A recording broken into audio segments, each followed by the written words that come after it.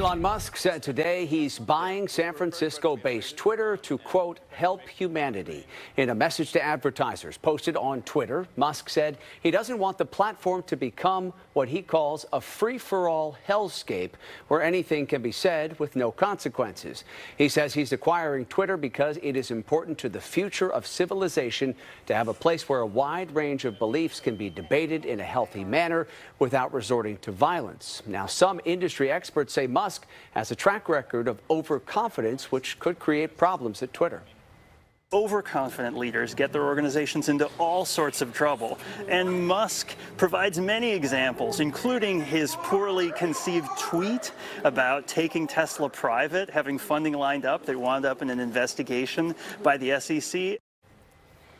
Now, the deadline for Musk to close that $44 billion deal to buy Twitter is tomorrow. He has reportedly asked the banks to process $13 billion of his payments. Well, for more on this, we are joined by CNET editor-at-large Ian Sherr. Ian, thanks for joining us. Reports are that Twitter employees are being asked to take part in a meeting. It's going to start in about 10 minutes from now, a little more than 10 minutes at 4:30. So this is with the company's head of product. What do you expect to come out of this meeting with employees? Yeah, and for what it's worth, I've now heard rumors the meeting might just have been canceled. So I think it says something about how unclear everything is. Yeah, really. Right. But I think part of what's going on here is that most of us, including, by the way, I imagine most of the people down on Market Street working for Twitter, don't really know what's going to happen over the next 24 hours. Right. Supposedly, the keys will be handed over to Elon Musk after the money crosses the table. And then what? And I think that a lot of us are really curious what he wants to do. There's been a lot of reporting about possibly cutting staff. There's been a lot of aggressive tweeting by him, who has said that he doesn't agree with moderation policies and all sorts of other stuff, possibly inviting President Donald Trump back to the platform after he was banned, after inciting the riot during January 6th. It's really hard to tell what's going to happen. And I think that's why we're all kind of watching with somewhat bated breath here.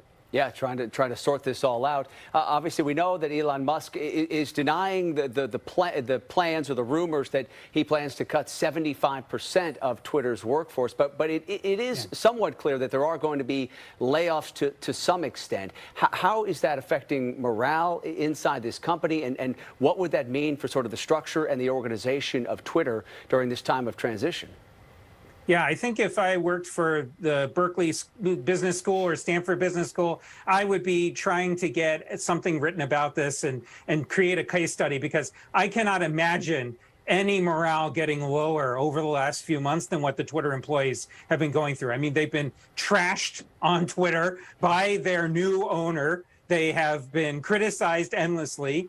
He said he wants to reverse a lot of their decisions. So I imagine that it is not easy right now. The reality also is that the reports that came out about the staff shortages, those are really good reporters. I know the ones who wrote it. And so odds are what's happening is that he doesn't entirely know what he wants to do yet. He's throwing ideas at the wall. He's like, oh, maybe I'll cut staff. You know, obviously the company had previous plans to cut staff, all that type of stuff. It seems as though it's very rocky. And by the way, at a time when the entire economy is rocky, right? I mean, Facebook, which is in far better shape financially, is also struggling.